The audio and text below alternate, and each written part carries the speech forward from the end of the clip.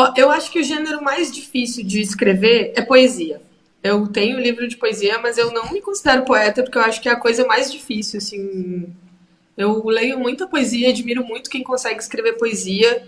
Acho Uhum. que é mais difícil do que escrever um romance de Sim, verdade. sim. E, mas, para ter uma ideia, o primeiro livro que eu escrevi foi um romance. Por quê? Quando eu estava escrevendo o Amora, tem um conto do Amora que se chama O Interior Selvagem. Aí ele tinha uma pegada assim muito Clarice Lispector.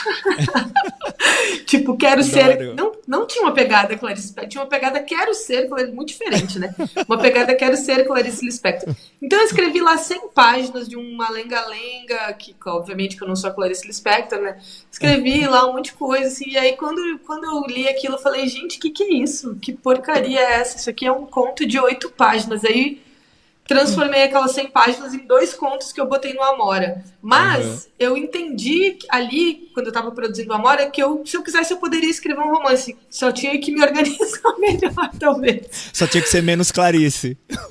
Isso, tinha que ser um pouco assim, pensar em outras coisas.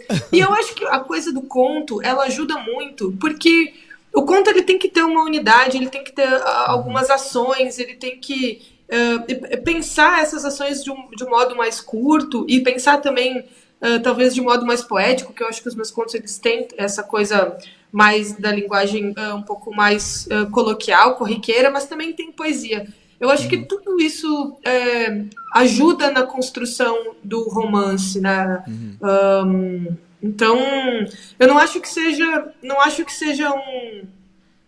uma questão de evolução mesmo, mas uma questão de escolha de projeto e como tudo é literatura, né? Eu acho que todas as coisas colaboram assim, né? Porque pensar uma cena, tu pode pensar uma cena para um romance, ou uma cena para um conto, ou mesmo uma cena para um Uhum. poema. Isso é pensar uma cena fundamentalmente, né?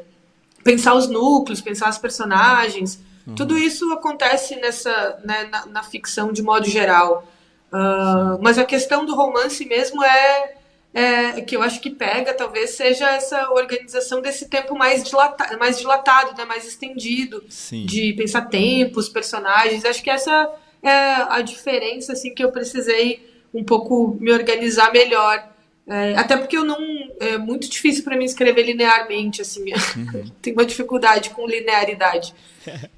E aí eu acho que isso pode ter, isso sim pode ter sido algo de pensar conto e daí romance a partir. Mas senão eu Uhum. acho que tudo é literatura e tudo tem Sim, a sua sem dúvida. especificidade.